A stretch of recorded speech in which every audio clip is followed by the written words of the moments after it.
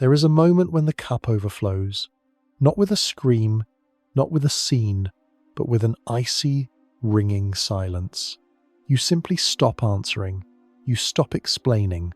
You stop being convenient. People around you panic. They call it a crisis, depression, or arrogance. They say, "There's something wrong with him," or "He's become a stranger," but they only see the facade. They don't understand that behind this silence lies not a breakdown, but a healing.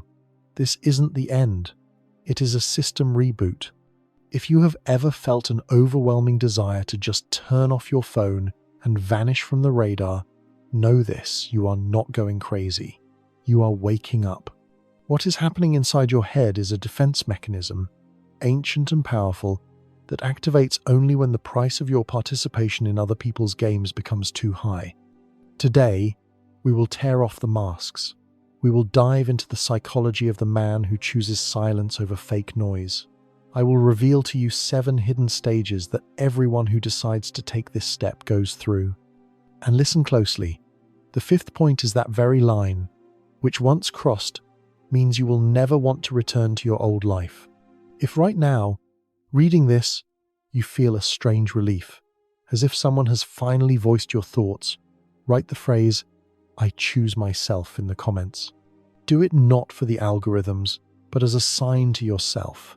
Because today, we will break down why stepping into the shadows is sometimes the only way to step into the light. Sign 1. He stopped recognizing himself in his relationships. There comes a moment when the familiar picture of the world cracks.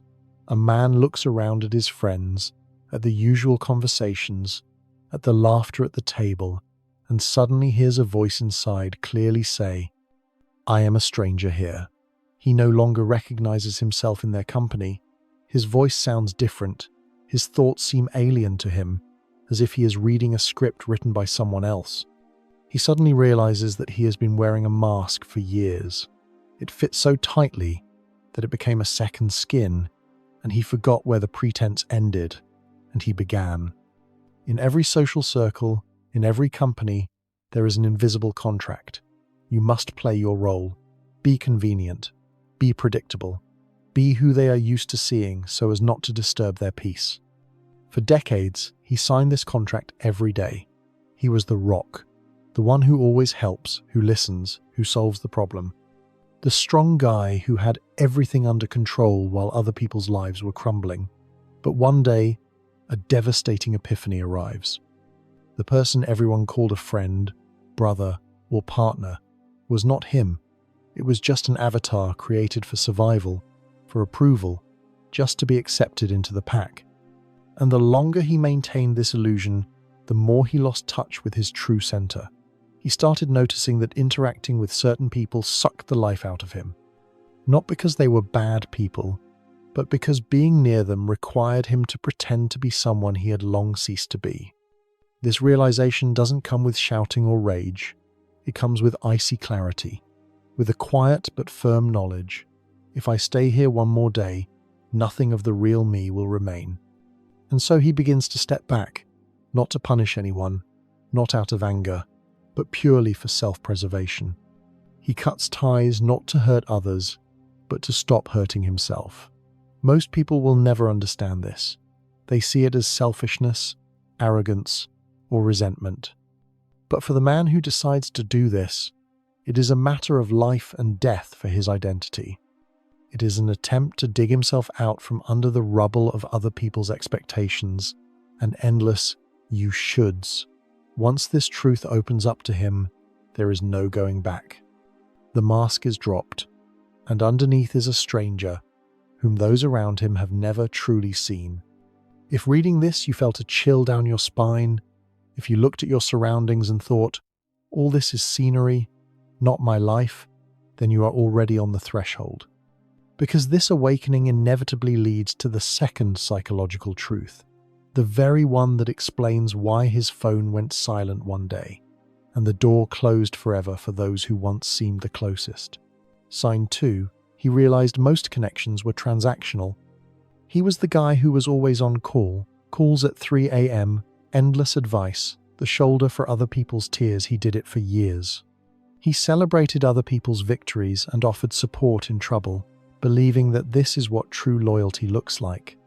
He gave without asking for anything in return because he found meaning in being a pillar for others. But one day, the veil lifted. He began to see what he had previously justified, and he noticed a cruel pattern. The very people who drained his energy disappeared as soon as he needed help himself. All conversations revolved around their dramas, and when he tried to talk about his own internal battle, the response was only awkward silence and a hasty desire to change the subject. Suddenly he understood. It wasn't friendship, it was a one-sided contract. People valued him not as a person, but as a function, a free therapist, a problem solver, a reliable backup plan. And the moment he said no, the moment he stopped being convenient on demand instead of asking, "Are you okay?" he received accusations of selfishness and claims that he had changed. This became the best confirmation of his suspicions, because real connections don't break from setting personal boundaries, they survive any season. But consumer relationships crumble to dust the moment the benefit ends. This is one of the harshest awakenings a man can experience, to realize that they didn't love him, but the comfort he provided. And when that convenient version vanished, their pseudo-love evaporated too. So now he cuts contact, not out of anger or resentment, but out of a calm acceptance of reality. He understands that some people were just passengers, and that protecting his inner world is more important than maintaining a game with one goalpost. But behind this decision lies something more than just cleaning out a contact list. By removing these people, he kills the version of himself that allowed himself to be used as a resource. And this leads us directly to the third psychological truth, the one that explains why he stopped looking for excuses for his actions forever. Sign 3. He stopped needing external approval. There was a time when his sense of self-worth was tied to how others saw him, when he needed approval, recognition, validation. When he built his decisions around what people would think, what they would say, how they would react, he lived in a constant state of people-pleasing. Not because he was weak, but because he believed that being good to others would earn him the love and respect he craved. But that system broke. Maybe it broke slowly over the years. Maybe it shattered in a single moment. But at some point, he realized something that changed everything. No amount of external validation will ever fill an internal void. The people he bent over backwards for still criticized him. The people he sacrificed for still left. The people he tried so hard to satisfy were never fully happy. And he finally understood that seeking approval from others is a trap that never ends. So he stopped explaining himself. He stopped defending his choices. He stopped trying to make people understand why he needs space, why he is different now, why he can't keep showing up the way he used to. Because he realized that people who truly care will respect his boundaries without needing an explanation, and people who don't care will twist his words no matter what he says. This shift is powerful. It is the moment a man steps into his own authority. He stops living for the opinions of others and starts living according to his own values, his own truth, his own inner knowing. And when that happens, he naturally distances himself from people who only valued him when he was seeking their approval. This isn't arrogance, it is liberation. It is the understanding that his worth isn't determined by how many people like him, how many friends he has, or how popular he appears to be. His worth is inherent, and the people who belong in his life recognize that, without him having to prove it. When a man reaches this level of self-awareness, he becomes unshakable. He is no longer desperate for connection. He is no longer afraid of being alone. He is no longer willing to compromise his peace for the comfort of others. And that's when people start calling him cold, detached, or changed. But he's not cold. He is just no longer available for relationships that require him to betray himself. And this leads directly to something even deeper, a pattern that almost every man who cuts ties has experienced. A pattern so common, so painful that once you hear it, you'll understand why isolation wasn't a choice. It was a necessity. Sign 4. Betrayal by those closest to him. This is the scar that men hide deepest, living through it in total silence. The heaviest disappointment comes not from enemies, but from those to whom you handed the keys to your soul. When the person for whose well-being you were ready to sacrifice everything betrays you, the world turns upside down. It doesn't matter if it was a best friend who revealed your secrets, or someone in the family. The result is the same. Your naivety disappears forever. At that moment, it's not just trust in a specific person that collapses, but the very belief in the safety of an open heart. The pain of this blow becomes the fuel that forever burns out his ability to be blind to other people's fakeness. This event changes the very chemistry of his perception. He stops giving trust on credit and no longer believes that decency is a built-in option for every human being. Now, through his own experience, he knows that loyalty is an exceptional rarity. He begins to read between the lines and see hidden motives where he previously only noticed smiles. He stops listening to loud promises and starts believing only in silent facts. Therefore, he builds boundaries, closes access, and increases distance. Those around him see only external coldness and withdrawal, but they do not understand the essence. They do not know that these walls are built from the experience of the past to protect the little that he has left. What they take for pride is actually a forced quarantine measure for his soul. To judge him for being closed off means not understanding the price he paid for his openness. But it is at this point that the main change occurs, turning pain into strength. Instead of allowing resentment to destroy him, he uses this experience as the most reliable filter. He does not reject people completely. He simply raises the standards for entry into his life to the skies. Now he deletes without hesitation anyone who brings chaos into his world instead of peace. He begins to build his world anew, but this time on the solid foundation of reality, not on the sand of illusions. And this leads us to the fifth psychological truth, the one that puts a period on his past and explains why the old him will never return. Sign 5. He chose solitude over fake connection. This is the sign that separates men who cut people off temporarily from those who have done it forever. It is the realization that being alone is better than being surrounded by people who don't truly see or value you. It is the decision to choose peace over popularity, depth over distraction, authenticity over comfortable pretense. Most people fear being alone. They will stay in draining friendships and toxic connections just to avoid the discomfort of silence. But men who have cut everyone off have crossed this threshold and realized that the silence is not empty. It is full of clarity, truth, and the voice they had been ignoring for years trying to please everyone else. In solitude, he found himself again the version that wasn't performing, wasn't pretending, wasn't adjusting to other people's expectations. He found the thoughts he actually thinks, the true values he holds, and the dreams he truly wants to pursue. And once you reconnect with your authentic self, returning to fake connection feels like suffocation. This is why people don't understand men who isolate, assuming they are lonely or broken. He isn't broken, he is recalibrating and healing. He is building a relationship with himself that becomes his foundation, his compass, and his source of strength. Solitude teaches things that connection never can. It teaches self-sufficiency and that your own company is enough. It teaches you to stop seeking completion in other people and to distinguish between loneliness, the pain of disconnection, and aloneness, the power of self-sufficiency. And once a man learns this distinction, he stops accepting relationships out of need and starts choosing them out of desire. This doesn't mean he'll never connect with people again, but now he will only let in those who match his energy and depth. He is no longer interested in surface-level friendships or people who show up only for convenience. He doesn't need relationships that require him to dim his light. He is interested in real, and real is rare. Yes, his circle becomes much smaller, but the connections that remain or will be built are unshakable because they are based on truth, respect, and mutual growth, not obligation.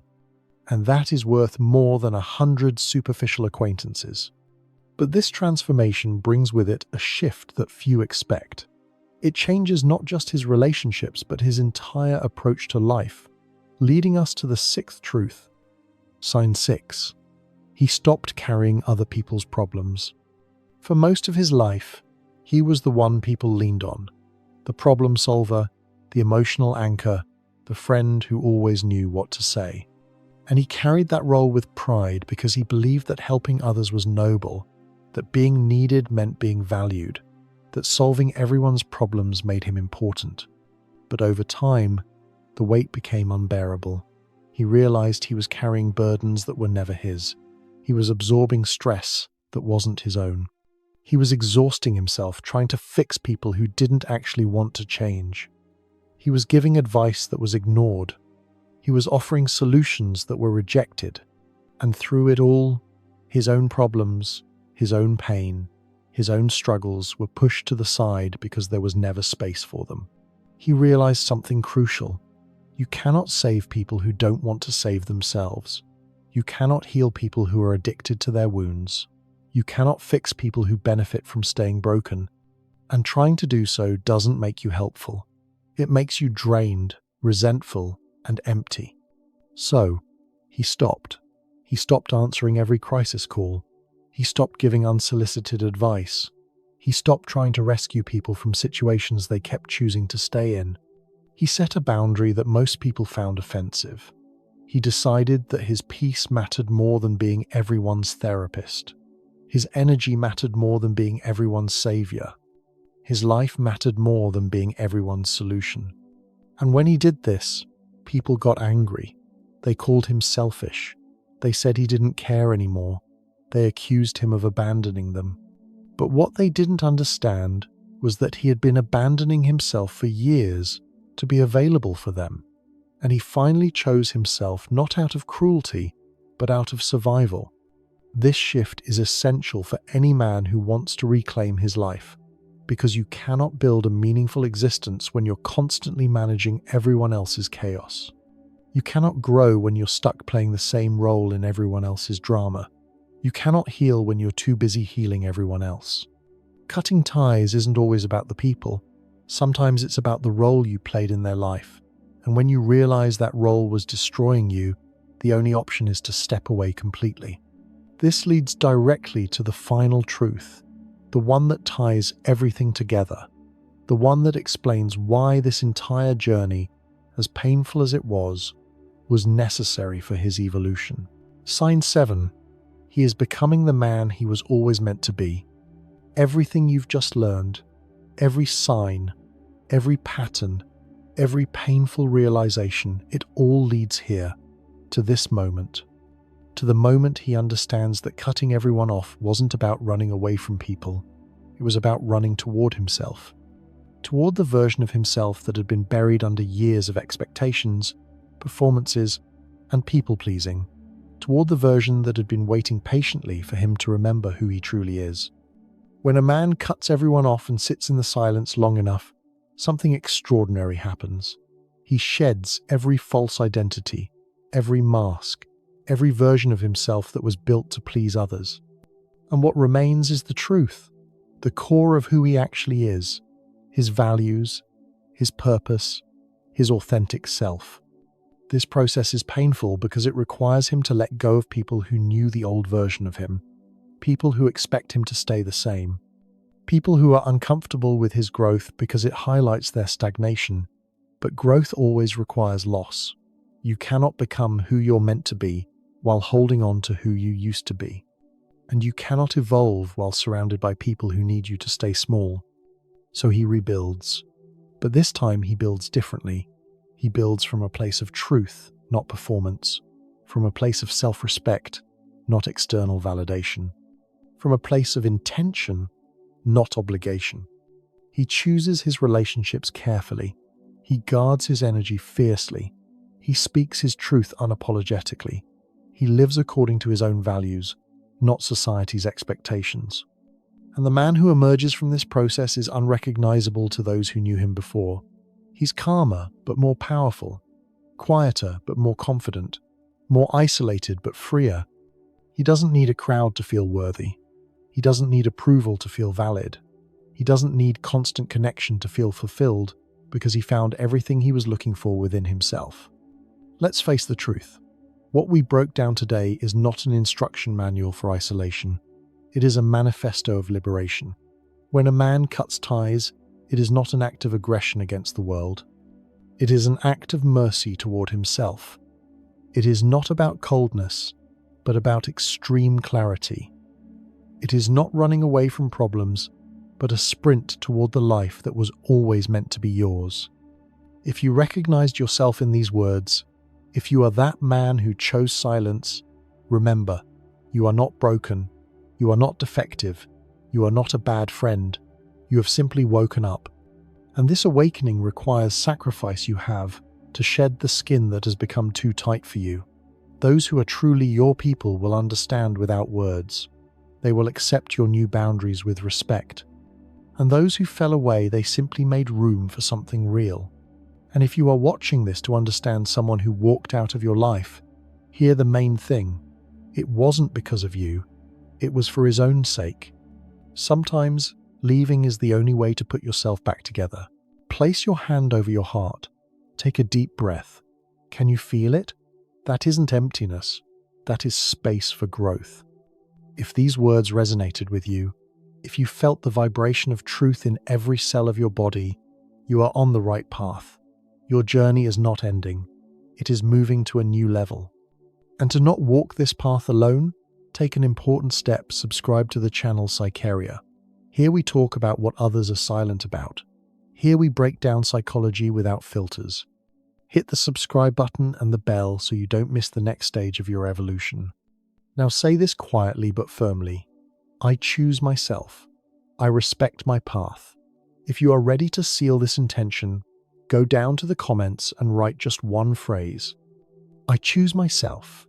Let this be not just a comment, but a contract with your own soul. A declaration that the era of living for others is over. Your transformation is not a tragedy. It is your rebirth. The world needs whole men capable of choosing themselves against all odds. You are not alone. Your real story begins right now.